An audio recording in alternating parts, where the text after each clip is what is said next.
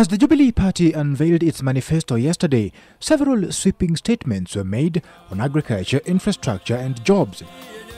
The track record pointed to several development projects the government had done, yet some of them deserve further scrutiny as they are not entirely Jubilee projects, or in other cases what was promised in 2013 has not been fully delivered, yet there are bigger pledges being made.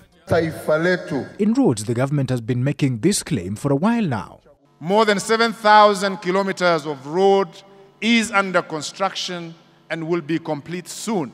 That figure has been disputed by the opposition because the government has tarmacked only about 2,000 kilometers. The 7,000 then could include even the Maram roads all over the country. The government has also taken credit for completing projects that had already been launched by the Grand Coalition government, such as the Turbi-Moyale road. When somebody from Moyale used to take 3 days to travel to Nairobi, they are now able to do that in 7 hours. Construction of the last phase of the highway was flagged off in 2012 by then-President Mwai Kibaki and Roads Minister Franklin Bett. In the fine print of its manifesto and during its rallies, the Jubilee Party has made even more grand pledges on infrastructure. The manifesto says that the government will turn the road from Nairobi to Mombasa into a 6-lane highway to complement the standard gauge railway. It will also build a light rail from Miritini in Mombasa to Lamu.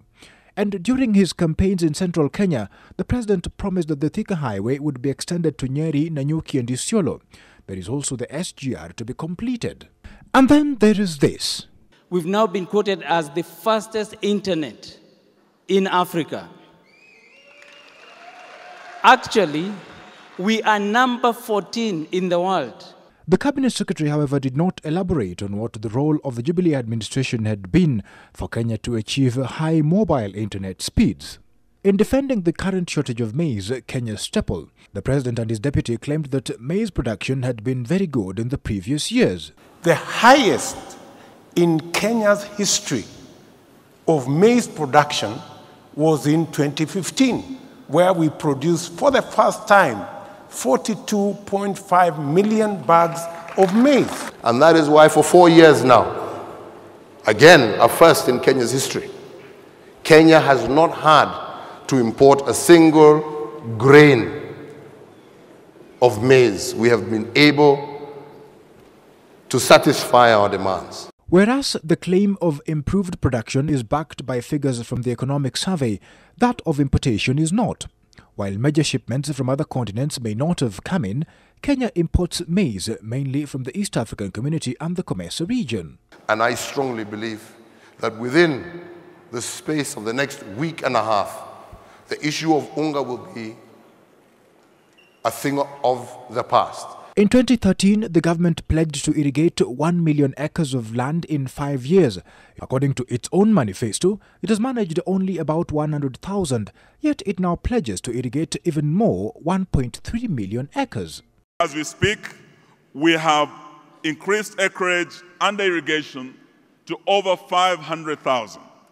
Just last month, Your Excellency, in the Galana region, after completion of the model farm, we have opened up 400,000 acres, meaning by end of next year, Your Excellency, once we have this 400,000 operational, we will be increasing our acreage under irrigation to 900,000, and Your Excellency, in the next 5 years, we will be able to surpass the target that we set in 2013 of over 1 million acres nationally, Your Excellency. Another pledge that has not been kept is the 1 million jobs annually. The Economic Survey indicates that there has been an average of 800,000 jobs. However, it is not clear in which industries these jobs have been created and the benefits to those who got them. Yet, Jubilee now says it will create 1.3 million jobs, a higher figure than that which was not met. This time, however, it has an explanation of how it will meet these numbers. The whole of this endeavor, the construction of the standard gauge railway, the expansion of our road network, the whole program of generation and distribution of energy is so that we can create that environment that will create jobs, provide opportunity to have industry. The party also pledges to give graduates 1.5 years of paid internships for an administration that has been complaining of a high wage bill since the day it came to power. It will spend 1.5 billion shillings monthly if all the factors are constant.